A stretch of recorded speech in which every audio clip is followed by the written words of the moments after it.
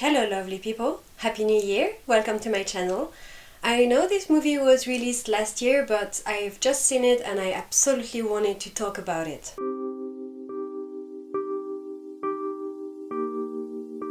Loving Vincent is a British-Polish co-production and is the very first fully oil-painted animated film. It is a complete immersion in the work of Vincent van Gogh, the famous Impressionist painter. The movie takes place 1 year after Vincent's death in the village of Auvers-sur-Oise in the south of France. And the story is about Armand, a young man who has to deliver a letter to Vincent van Gogh's friend, and who will retrace the last month of the life of Vincent van Gogh through the story told by the villagers. And wow, this movie is so beautifully done. I completely dived in Van Gogh's world and I always thought Vincent's paintings were moving, and I actually got to see that, which is quite amazing. At first sight, the movie is a real technical achievement.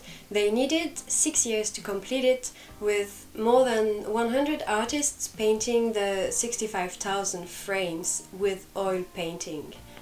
They basically filmed the scenes in live action with actors using Vincent's paintings as backgrounds, and they painted then over each frame. The movie is built around the abundant exchange of letters between Vincent and his brother Theo. The story alternates between the present, the story of Armand, which is all in the Van Gogh's painting style, and flashbacks from the life of the artist in black and white, inspired by photographs from the era.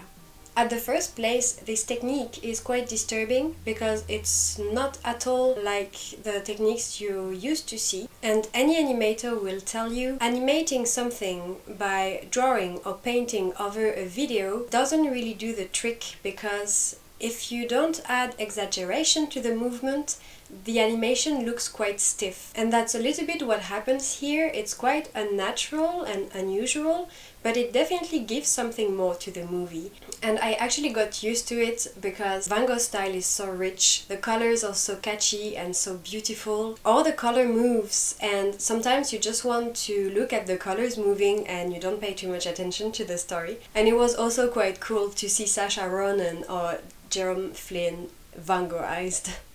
The black and white flashbacks also are graphically very interesting. They are very contrasted, quite photorealistic. They give this feeling of dark oppression that is around Van Gogh's death. And it's actually quite surprising to see that the present is represented in Van Gogh's style while the painter is not there, and the flashbacks with the artists are in photorealistic black and white. But the directors explained that by saying that it was to give a sense of reality to the story inspired by photographs, and also all the paintings at that time were not yet painted.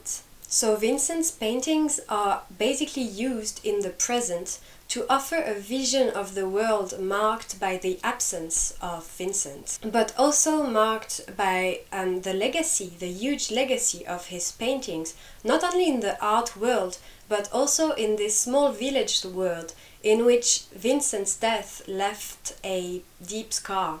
So Loving Vincent captures the world of Vincent van Gogh in a great cinematic experience. But what about the scenario?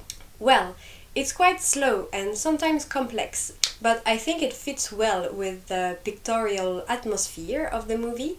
As I said, sometimes you just want to look at the beautiful moving colors and you don't pay too much attention to the story. So having a more dynamic scenario would have disturbed the visual experience, I would say. It is also not boring at all. Many Van Gogh's paintings are used as background and as milestones for the story, and you can spot them one by one. Each character is inspired by someone who Van Gogh really painted, and they made the effort to cast actors with physical resemblance to the characters painted by Van Gogh, which was quite amazing. So this man, Armand, has to deliver this letter to Vincent's doctor and friend, but he is not directly available. So waiting for him Armand will talk to many villagers who knew Vincent, and it's surprising how you get caught by the story exactly as the character in the movie. At the beginning, he doesn't care so much, and then conversation after conversation, he gets really involved in the mystery around Vincent's death, and he tries to retrace all the details of the last moment of Vincent's life through the stories that villagers tell him.